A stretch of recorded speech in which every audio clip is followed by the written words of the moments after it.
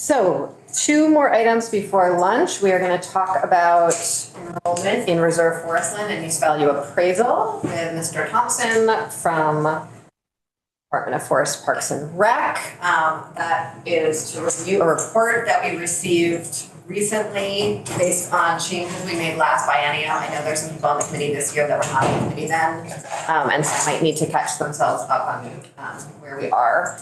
And then at 11:15, we're going to have a brief conversation about H72, an amendment to it that's going to be on the floor today. So with that, Mr. Thompson, welcome. Thank you very much. Welcome to Ways and Means.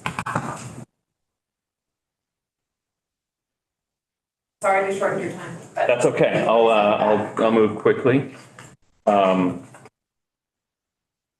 Got these grab and go one pagers. A little bit of context for UVA because I'm going to be focused on reserve forest land, but I think reserve forest land is just a very small part of the full program. I'm going to be able to share mine. Yes. Great.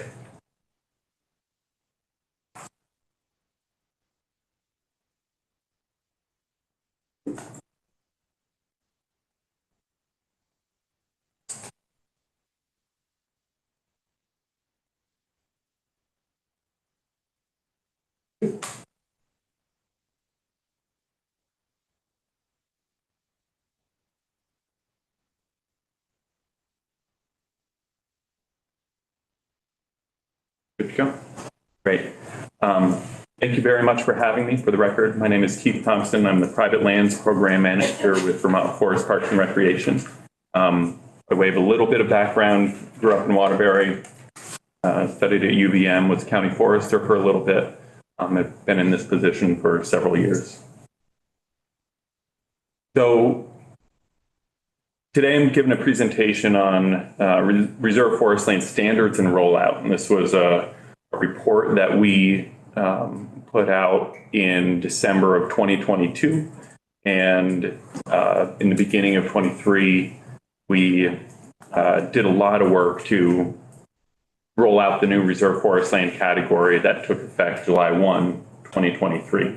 And so this will summarize what the standards of that enrollment subcategory is. It's one small category among the larger UVA program. And then we'll also share where we're at. We've got some findings, some results of that new enrollment category. So by way of background, Act 146 created the new enrollment subcategory of reserve forest land within the broader managed forest land enrollment category. The Act required a development of a report defining the standards, and the report was issued on December 30th of 2022. Enrollments in reserve forest land started on July 1 of 2023.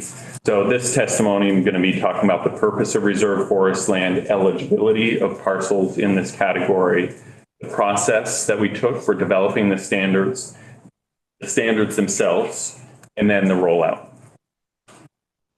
So this new enrollment category is really about managing forests to attain old forest values and functions. And old forests can provide really valuable contributions to native biodiversity, wildlife habitat, hydrological regulation, carbon storage, forest resilience, and localized cooling and climate buffering. And it does this because of some of the unique characteristics that the forest has when it is supported and allowed to develop these characteristics. So it's got large old trees, spatial variability in tree density, abundant downwood, multiple canopy layers, large standing dead trees, a lot of regeneration and unique plant communities at times. I do want to stress that these values, these conditions are not unique to old forests. They can be present in managed forests as well. But they sometimes they can be cultivated and supported with passive management in different ways. And that's the purpose of one of the reasons that this enrollment category was created, that we want to have spaces for this on our landscape in addition to actively managed forests, which also can support these values. terms of just how it looks, we've got the younger forest on the left. It's relatively simple compared to what the forest on the right looks like. Again, we see more down wood, we see some larger trees, we see tip-up mounds. All of these differences provide different habitats. They provide different adaptation pathways for various species, both plant and wildlife and others in our forests. And so there's a lot of value in having that, whether it's achieved through passive management or intentionally through active management. So those are the reasons. That's why the enrollment category was created in part. It's the value of having reserve forest land as part of use value appraisal. It is a contribution to the working landscape, but it is under the larger umbrella of use value appraisal, which also really requires active management on most eligible parcels. So in order for a parcel to be eligible in reserve forest land, it needs to have 25 total enrolled acres, 20 of which are unforested productive soils. That's the baseline. From there, a parcel that is greater or equal to 100 acres needs to have 30% or more of its enrolled acreage enrolled as significant or sensitive conditions. And then parcels with less than 100 acres need 50% or more of the parcel's enrolled acres composed of those conditions. Significant and sensitive conditions include ecologically significant treatment areas, steep slopes, site forelands, think wetlands or mountaintops, that would be site forelands, and special places and sensitive sites. So these might be cultural heritage sites or things like that. Ecologically significant treatment areas are a large bucket of a pre-existing enrollment option in use value appraisal, which allows for statewide significant natural communities to be eligible, habitat for RT&E species, existing old forest, and some others. So if a parcel meets the threshold of a certain acreage of conditions in these characteristics, then the whole parcel becomes eligible for enrollment as reserve forest land.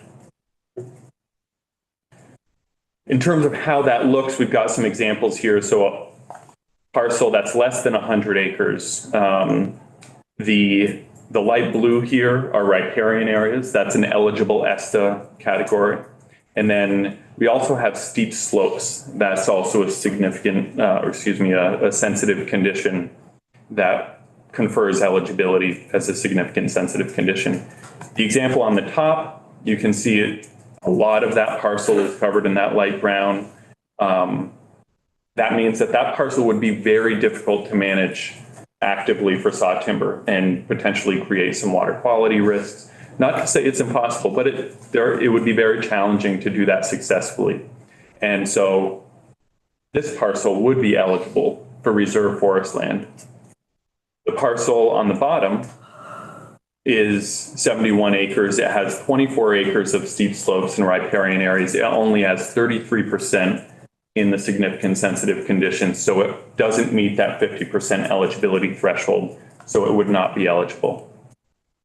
And then we can walk through the same examples with parcels greater than 100 acres. You can see on the top, a significant proportion, greater than 30% of that parcel is comprised by significant and sensitive conditions, and so would be eligible, whereas the example in the bottom only has very little riparian area. And while those acres would be eligible as an ESTA and managed for the riparian function, the remainder of the parcel would need to be enrolled in another eligible category, likely the productive forest land category, and managed for saw timber, in addition to other values that the landowner may choose to pursue.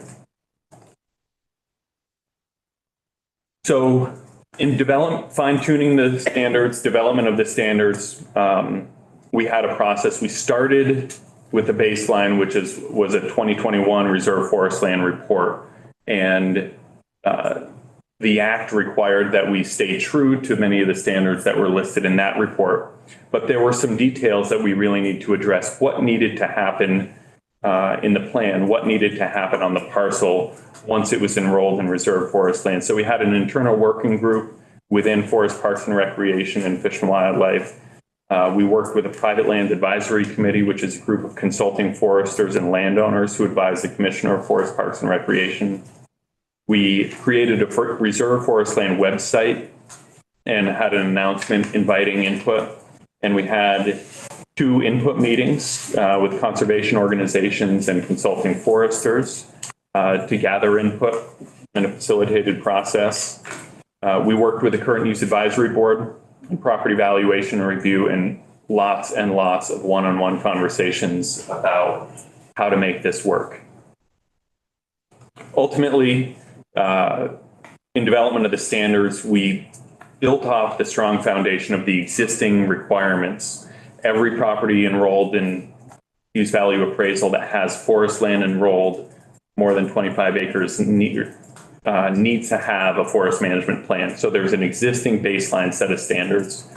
Instead of complicating it and having a separate set of standards that was different, that starts as the foundation. And then reserve forest land, which manages for additional aspects of the forest, required a few additional items beyond those existing requirements. So we adapted the stand description elements, addressing regeneration, invasive plants, diameter distribution, and added a few new requirements related to natural community type, addressing deer browse, water quality, and some others. And then in the prescription section, we were clear that the forest management prescribed, whether passive or active, must result in the accrual and protection of old forest characteristics. One of the most complicated and least exciting parts of this enrollment category is demonstrating the eligibility objectively. And we had to do a lot of work to structure the mapping elements of this enrollment category such that both TACs could accept maps, understand that parcels were eligible, that consulting foresters could prepare them, demonstrate both eligibility and that they were useful in delineating different areas of different conditions. There's a lot of information that needs to be stacked on top of each other in the same map. And so we had to do a lot of work to establish a process where that could be consistently administrated. The management standards that we set up require, in all cases, management of invasive plants and management of water quality. In some cases, very few cases, but some, there is the requirement to actively accelerate old forest characteristics. That's focused on locations of plantations and monocultures.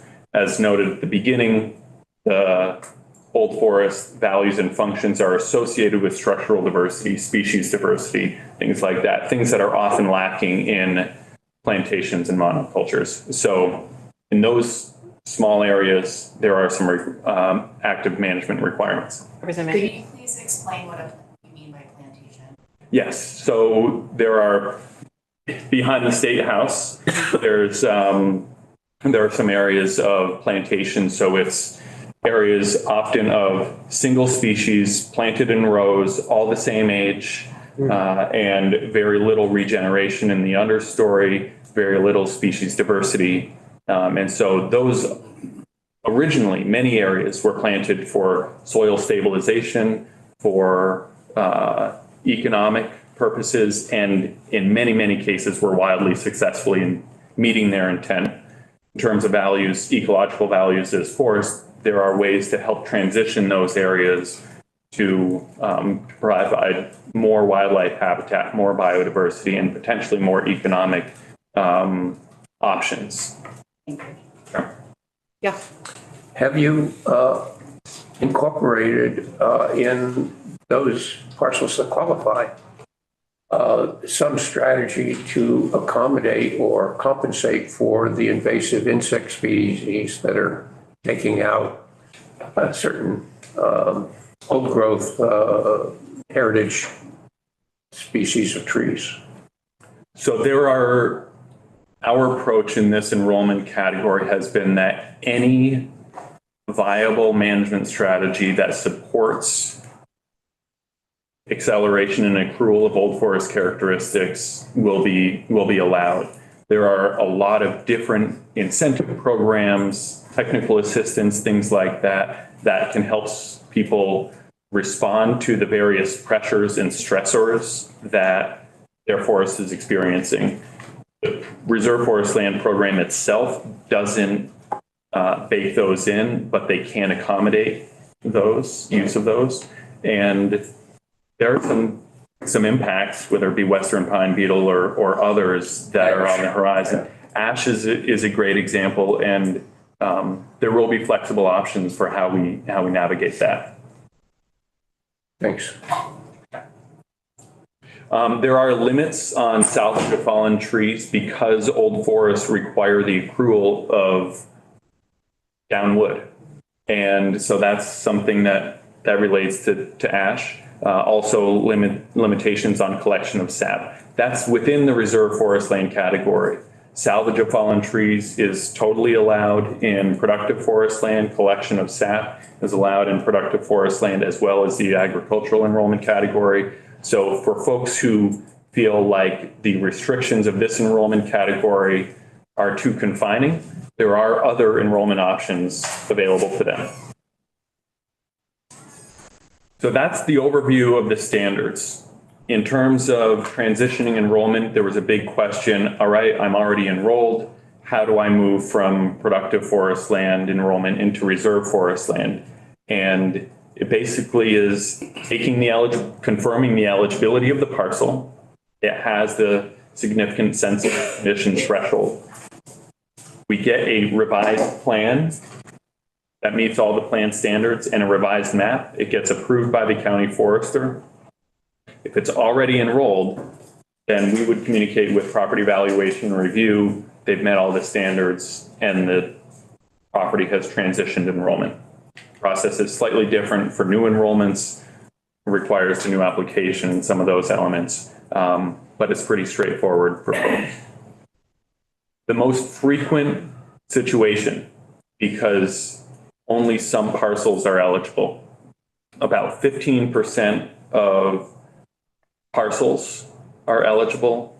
About 25% of acres are eligible. 25% of acres that are currently enrolled or statewide? Universe of eligible parcels. So there's enrolled parcels, 16,000 enrolled parcels. Mm-hmm. There's about 13,000 potentially eligible unenrolled parcels. Mm-hmm. And of that universe, and if that of both of them, it's about 15% of acres, 25% of, 15% of parcels, 25% of acres. In terms of implementation last year, so following the issuance of the report, we had to develop an application that was in property valuation and reviews wheelhouse. We had to develop eligibility resources, outreach materials, do forester trainings, landowner workshops, stewardship outreach, and then launch the category. We made a lot of resources available on a reserve forest land website. The link to it is here. We had established the standards. We made some really valuable publications available to folks that were created by some other partners. We created quick assessment theme on Vermont Natural Resources Atlas so that landowners and consulting foresters could quickly look at a parcel with the most critical and significant sensitive conditions layer and quickly assess if there were a lot of features that might make them eligible. We created digital mapping layers so people could consultants could download steep slopes or riparian areas for use when they were hired to develop maps for landowners. We created templates for calculating acreages, updated UVA brochures to summarize this enrollment category, and had a couple of webinars that are also on the website and available for viewing. We had some really great consulting forester trainings to address this. There are a lot of questions on how to navigate, calibrate people's eye towards these conditions and help people understand how to quantify these reasonably efficiently at a low cost to a landowner while advancing the goals of the enrollment category. Like I said, we did the webinar for landowners. Coverts co-hosted that, which was really valuable, helping people not only understand the enrollment category, which a lot of people are excited about the prospect of an enrollment category where you may not need to actively manage for saw timber. That's exciting to a lot of people, but really stressing that this enrollment category is not about doing nothing. The category is about managing for old forest characteristics in the appropriate way for the forest, and stressing to folks, while there's flexibility in how folks approach that in the enrollment category, that at times using active management can accrue old forest characteristics faster than doing nothing, and that there are trade-offs to that. And so wanted to both help people understand the enrollment category, but also help people align their goals with the strategies that they might use to achieve them. So that was our rollout. So on July 1, enrollment category goes live. The application from property valuation and review includes reserve forest land. The first enrollment while the door for enrollment opens, no property is yet enrolled in reserve forest land. It will not be until April 1 of 2024 that the first properties will officially be enrolled. Between July 1 and April 1, landowners could amend or update their management plans to transition enrollment to reserve forest land, or new enrollments could come in with the September 1st deadline for applications. They would submit their management plan, and then they would be enrolled for 2024. The estimated eligibility for this whole enrollment category is, of the UVA enrolled parcels, about 532,000 acres are eligible. We estimate about 2,400 parcels. Of the not enrolled parcels of that 13,000, there's about 158,000 acres that are eligible. So you think it's possible that 158,000 more acres are going to come into the UVA? No, I don't. Well, I'll say it's technically possible. I would not reasonably expect that. There are likely that many acres eligible, but there are many landowners who choose not to be enrolled in UVA, not because of they're required to manage saw timber, but for many other reasons. They plan to develop, they don't want government oversight, et cetera. They want to pay their full tax bill. Do you have any idea what that 158 might cost the state if it was all enrolled? No, I don't. There were, for the final. Initially, I know that there would be a benefit to the state if all of those parcels enrolled, but the financial. There would be benefits and costs. Yeah. Absolutely. There were some, the Joint Fiscal Office did some estimates on costs and adoption rates of this approach. And so I would defer to those. Thank you. So to this point, we've got 12 plants. Of the currently UVA enrolled parcels, we've got 6 parcels, 350 acres, and new enrollments, we've got an additional 6 covering 630 acres. What's encouraging to see several of these actually take advantage of both reserve forest land and productive forest land opportunities. They're looking to do both things. Some of them are looking to just manage passively for old forest, and within the standard that's allowed. So folks are taking the range of options. I think the next few years and the update cycle every year, an additional 1,600 forest management plans are updated. That's a point at which landowners will already need to incur a cost of updating their plan. And it's at that point that it will not cost anything additional for them to choose to pursue reserve forest land. There may be some additional data collection costs in terms of the full baseline cost. They don't need to they can take advantage of the full 10-year cycle of their plan, they were already going to incur costs at that update point. And so I think it's April 1 of this year that we'll see the first level of insight. And then for subsequent years, we'll get a really good sense of the adoption rate of this program. In 2026, we do have a report due to summarize those outcomes. Is that January 15th of 2026?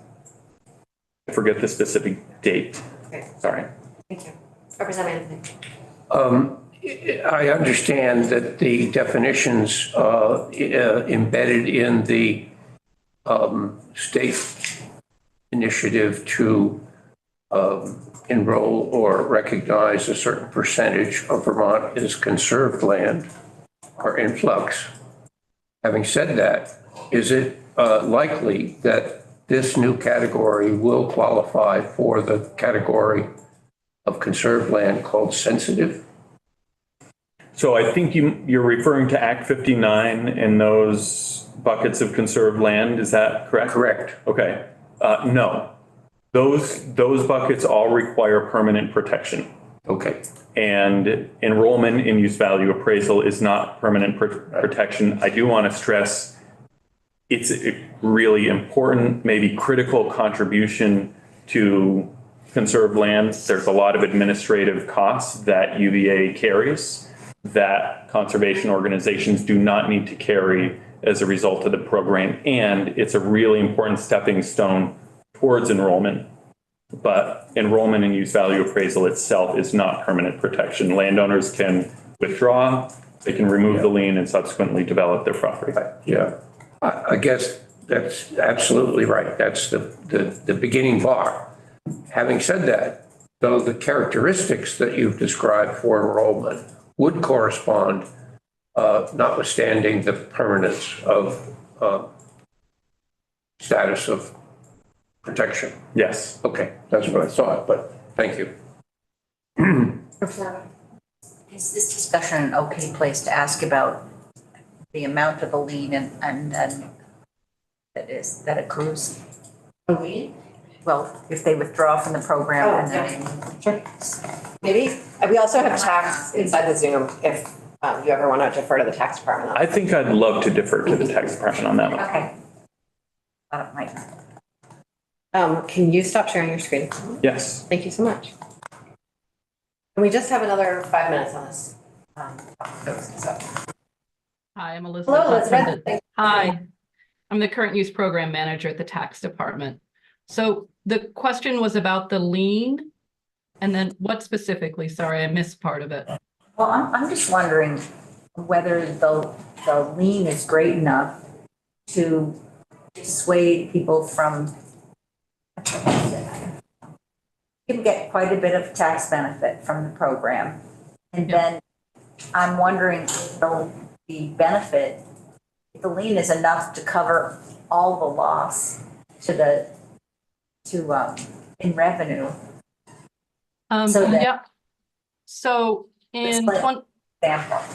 yeah, so in 2015, how the land use change tax is calculated was changed to make it significantly higher as a general rule.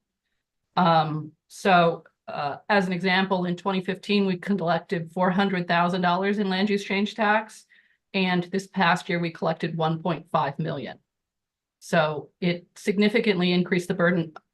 In general, what I've seen is that the land use change tax now significantly, in many cases, exceeds the benefit that somebody received on that land that they're developing. Whether it's just for a single family home, or maybe the land's no longer eligible. The tax is calculated at the time the land is removed from the program. So if you remove it in 2015, as long as it's not developed, you don't have to pay the tax until it's developed or you want to remove the lien. So if 10 years down the line you develop it, the tax is was already determined in the past. So, but what we do see is that some people aren't aware of because the tax can't be determined ahead of time, it's determined at the time it's removed. It's hard for a landowner to know what that tax is going to be to make an informed decision. Yeah. Thank you. I have a question for you, Kate. Do you have any sense of how many current use properties are posted? Is No, there any way you could find that out eventually? Like within 2 years? I, Like No. next time you survey, can you toss that into a survey question? Okay, thanks. I have a bill having to do with posted land that we could talk about when it's convenient. Okay, great, thank you. Any other questions on this new category of use value? Just a comment, this is fascinating, your presentation. It's very thorough, very well thought. I regret that my land doesn't include enough suitable acreage for me to get into, old growth kind of stuff like that. I describe it as junk land, which is not, it's not developable, it's just ledgy, mixed stuff, let me take the opportunity that I take with most landowners who are also in your boat. Yeah.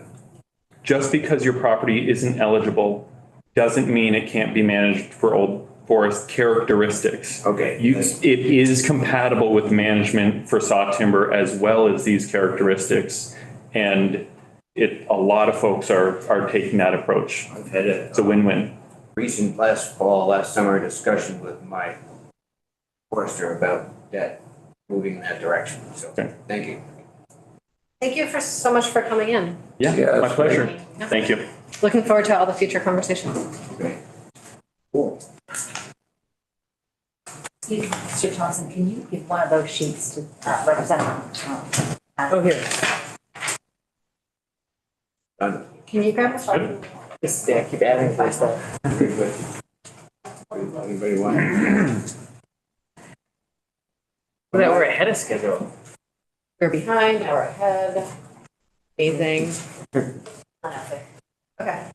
We're gonna take a very brief recess. I would really appreciate it if no one leaves this floor. Because we are stopping at 11:30. We're just gonna spend 15 minutes on H72. And I don't want to bury the lead. You're hearing an amendment that has, from my perspective at least, and I believe from Joint Fiscal's perspective, no impact on revenue whatsoever. So we are not going to take a vote. We're just going to spend the time doing our due diligence to make sure that it has no revenue impacts. Representative Maslin. Yeah, before we go back on, We're still on. We're not. when we're off.